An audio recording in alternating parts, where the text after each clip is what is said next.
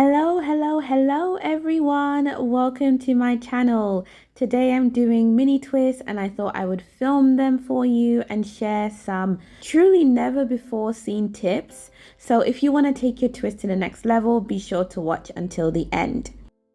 If you've been watching me for a while, you may be a bit shocked at this video as I usually do braid outs, but mini twists are not new to me at all. So I lived in Japan for a few years for work, and this style basically sustained me for the whole time I was there. It was a lifesaver and a really key part of my journey for growing my hair to tailbone length. So for more information on my regimen at the time, please check out the hair journey part 2 video that I linked in the description box below. This time I'm doing mini twists because I'm traveling to Egypt for a couple of weeks and I want to make sure that I can actually leave my hair alone in a stretched and moisturized state. So I'm also going to be swimming, so mini twists are definitely the best option for me. So first of all, let's get started. So you will need a comb to part your hair, obvious one, rat tooth comb or this little brush thingy that I've got here. I'm just going to use the handle. A spray bottle with water at the temperature of your choice. Mine is warm. You'll need large hair clips. If you're in the UK and you don't have them, you can find them at Boots. But if you're in the US and you don't have them, check out your local beauty supply store because they're really helpful when you're styling your hair. Make sure they don't have teeth though, because the ones that do can catch on your strands and obviously that's not very good. The next thing you'll need is, of course, a leave-in and a sealant of your choice. This is my favorite leave-in of all time, honestly. Like, I don't think anything comes close to it, so I'm using this one. I always circle back to this one. Then you need a sealant. So that is what's going to keep your hair moisturized for days, as it's not going to let moisture escape. So this is really important as the mini twists are a relatively long-term hairstyle, and I don't want to give my hair an opportunity to dry out. So this is the only sealant I use. This is my length retention hair butter. I use this because it can hold moisture in my hair for up to 2 weeks. You don't have to use this, of course, but just make sure that you use something that can do the same. So perhaps you have unrefined shea butter or mango butter or your favorite grease or sort of grease / hair butter mix of your own. Lastly, you'll need a scarf, but that is mostly for the end of the video. I would recommend, if you're doing mini twists, to go for a scarf over a bonnet because it causes friction, and I will speak more on that a little bit later. One more thing to mention is please make sure that your nails are not damaged in any way so they don't catch on any of your hairs. Another helpful thing to do is to remove any jewelry that you have so that that doesn't catch on your hair either. As you can see, I've not got any earrings or rings on anymore in this clip, which is very rare for me because I'm usually wearing jewelry by Ana Luisa, which brings us into today's sponsor. As you know, I've been partnering with Ana Luisa since the beginning of the year, and they've recently sent me some new pieces. So as usual, the pieces are high quality, dainty and stylish. This time I decided to branch out and get this super cute gold ring. I also got these earrings that are so dainty, which makes them perfect for everyday wear, whether I'm in the office or out on the weekend. I love working with Ana Luisa because they offer tarnish resistant, long lasting jewelry essentials that will not turn your appendages green.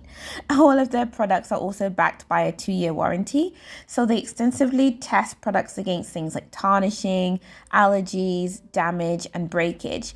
But if you're not totally satisfied with your purchase, they'll send you a replacement or reimburse it with no questions asked. And before I forget to mention, they offer free and fast US shipping and returns and affordable worldwide shipping as well.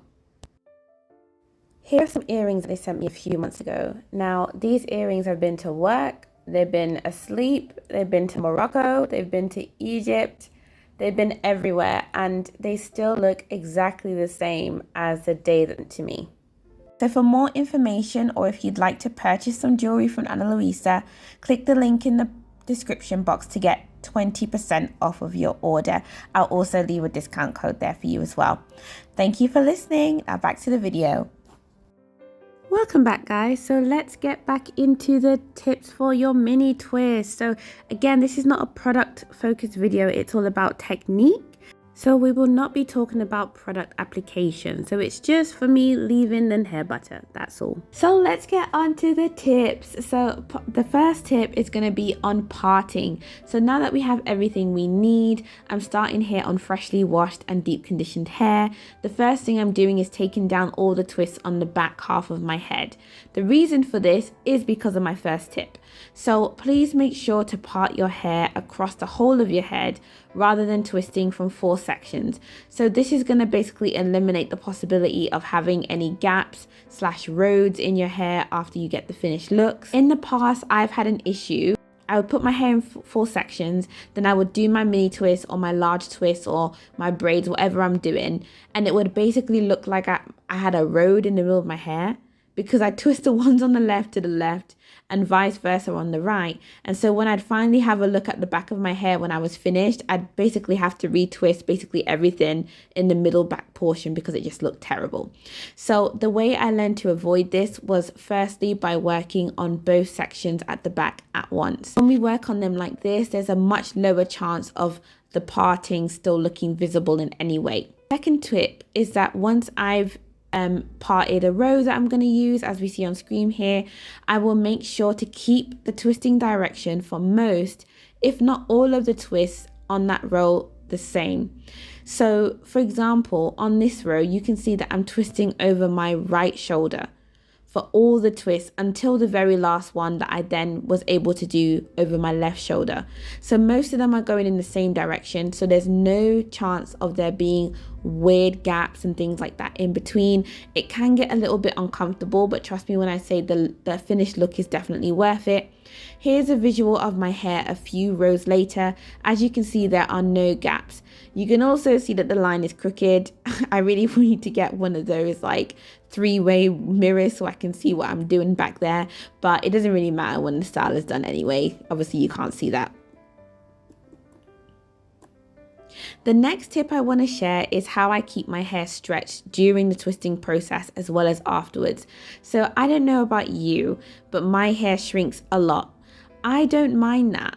I don't mind that at all, but I find that my hair tangles much less on the takedown process. So what I will do during the process when I stretch my mini twist, every few rows or so, I will twist the twists up together like this, and then I'll just pin them in a twisted bun. So this will allow the hair to keep being stretched out while it's drying. And at the end of the video, I'll show you the result of that as well. My next tip is on parting again. So this is more about where it's best to put your parts for the most versatile version of the style. Now, you may not have thought about this before, or you may be wondering why this is important. I think this is important because it stops your hair from looking unnatural or strange when you try and create parts later. So for example, have you ever done braids or twists and then perhaps you set them with like a middle part in? So initially when you were braiding them or twisting them in, you did it in the pattern of a middle part in. Then you try and do a side part in and it just looks odd. Either the twists look like they're bending over each other in a weird way, or the braids are uncomfortable because they're pulling at your root because you braided them the other way and now you're flipping them over. Or you've done it, for example, you've braided your hair in a side parting and then you try to put a middle part in, it just looks lumpy and weird. Well, that's happened to me so many times. Or you don't even have a middle part. That's the worst one. Like you think you've got a middle part in and you don't even have it. It's just like bare twist, like all jagged, and you just have to make do with it. So this has happened to me so many times. So I've developed this easy way to avoid it. The first thing I do is just make sure that I've got both of my side parts as well as my middle parts built in while I am twisting. So look at this diagram I made. I am serious about this. Like, I wanted the best way to show you visually. Look at this diagram that I've made. This is a visual representation of how I part my hair for all 3 parts. So I know it's quite elementary, but this is the best I could do with my PowerPoint, okay? So it's a diagram of the front of the face. So imagine there's a face there. The 2 rectangles are the ears. So you can see where the hairline is going across the front of the head, as well as my 3 partings. So personally, I like my side partings to be quite deep. That's why mine are so far down. So here's me actually creating the 3 partings on screen as well. So as you can see, it enables me to have the perfect side part and middle part, no matter how I decide to style my hair in the future, because I already know they're there. The next tip I want to share is on twisting direction again. So this one is more about how to make your hair look less bulky if it's very thick and you don't like the bulky look, and how to make it look like it's slightly fuller if your hair is on the thinner side and maybe you don't prefer that look. So of course there's nothing wrong with having thinner hair or thicker hair. This tip is just there in case that you think it would be useful, and it's one that I personally use. So firstly, how to make your hair look less bulky / voluminous from the front if it's on the thicker side. This is a tip that I use when I'm doing my mini twist. So what we want to do is basically have as much hair as possible twisted backwards rather than over the sides of my hair. In my opinion, this is quite a difficult twisting technique because of the awkward way in which you have to hold your hair in order to do so, but it really pays off when you use it. So here's a diagram again showing the twisting direction. So this time it's supposed to be a bird's eye view on top of the person's head, not from the front of their face. So the top of the diagram is the front of the head, the bottom is the back of the bottom of your head, so the back of your head. So as you can see, most of the hair is being twisted backwards. Then at the front, we have our 4 sections of the partings that we talked about earlier, the middle and the side partings. And for the sides, we want to be twisting in their respective directions. Then for the 2 middle sections, we actually want to be twisting the hair straight up into the air, because when you do this, it means that when the twist falls back down in whatever direction, it actually looks natural. It actually looks natural whatever direction you put it in, rather than if you're twisting it to the right, like as in you are angling the twist to the right when you're actually doing it, then it will only look natural when it's on the right side of your head. So I hope that makes sense and I hope it's clear. Now on how you can make your hair look fuller if you feel like it's on the thinner side. So here's another diagram. You can probably see the difference already. So the portion in the front is much further, extends much further back on the head compared to the last diagram. So that way, when you're twisting more of your hair to the sides, basically it looks like there's more hair going in each direction. So then your hair basically ends up looking fuller. Does that make sense? Try it out. It actually works. I've done this before. It actually works. Try it out and let me know how it goes. The next tip I want to share is on twist sizing. Now, there's definitely the option to just have all of your twists exactly the same size. There's no harm in that, of course. But this is a tip for you if you want to save time in the install and takedown process without sacrificing the look. So I usually go for different size twists all over my head. Now the sizing, of course, is not massively different because that would look really strange. However, there are slight differences, and then it makes it just easier later on when I'm taking my twist down because I don't have millions and millions of them. So here's another diagram showing how I change the sizes of the twist depending on the location of where they are on my head. So this is meant to be a bird's eye view, again looking down on the top of the head. The top is the front and the bottom is the back. I usually go for larger twists in the back and the temples. So the reason why I do that in the back is because it's not really visible thanks to all the layers of hair. So they don't need to be super small. And the temples, because for me, this is the most fragile hair on my head. So I tend to avoid very small partings here so that there isn't too much tangling when I'm taking it down. I opt for medium in the middle back because these contribute to the fullness but still aren't super visible.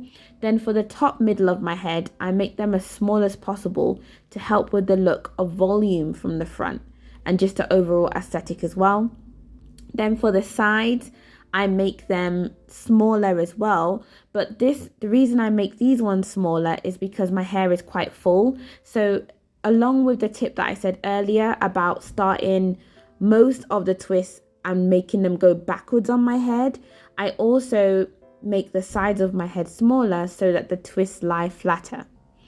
Then for the middle of the front, I make them small as well because they're the ones that are mostly seen from the front, and they set the tone basically for the whole look. So whatever they look like gives the illusion that every other twist is their size as well. Again, if your hair is different to mine, or if you have different preferences when it comes to the look, of course do this differently. For example, if you want the size of your hair to look fuller, along with the tip that I mentioned earlier, you can make the twists in these areas slightly larger as well because it will add to the bulkiness. My last tip is for nighttime. So my tip is go for a scarf over a bonnet and just tie it as flat on your head as you can. This is because I found that when I have a bonnet, it leaves room, it has air in it, it leaves room for the hair to basically rub on the inside of the fabric. And if you move around a lot at night, like I do, it's not ideal because it causes frictions. And when it causes friction, flyaways appear much earlier than you probably want them to. A scarf, however, when it's tied flat to the head, it stays in place. And so even if you're moving your head a lot at night, it keeps the appearance of flyaways a lot more limited compared to the bonnet. So those are my tips. I hope you learned something new in this video. I really hope you did, because I sat there and I really thought about what can I share for this one that's not a typical mini twist video. This is my finished style. As you can see, this is it the next day. At this point, my hair is still wet, so it's not quite at its full potential, but you get the point. But overall, I really hope you enjoyed this video. Was there anything that you hadn't heard of before? Was there anything that you hadn't considered before? Or maybe you already do some of these things. Whatever it is, let me know in the comments. I read every single one and I reply to most of them as well. I do have one thing to mention before I go. Due to some changes in my personal life, I'm going to be changing the way I operate my online store. So if you've visited the store lately, you've probably noticed it sells out very fast. So fast that I find myself having to make product very often. Of course, I'm very grateful for this and I enjoy doing it. However, due to the changes in my life lately, I've decided that it's best to only keep the online store open part-time. So if you'd like to be updated on when the store is open, when the hair butters are available, please join my email list using the link in the description box. Then you'll get notified when the store is restocked. You will not get an email every day or anything like that. It's strictly for hair tips once in a while and notifications on when the store reopened and what's in stock as well. Okay, that is literally it for today. I really hope you enjoyed this video and I will see you in the next one. Bye.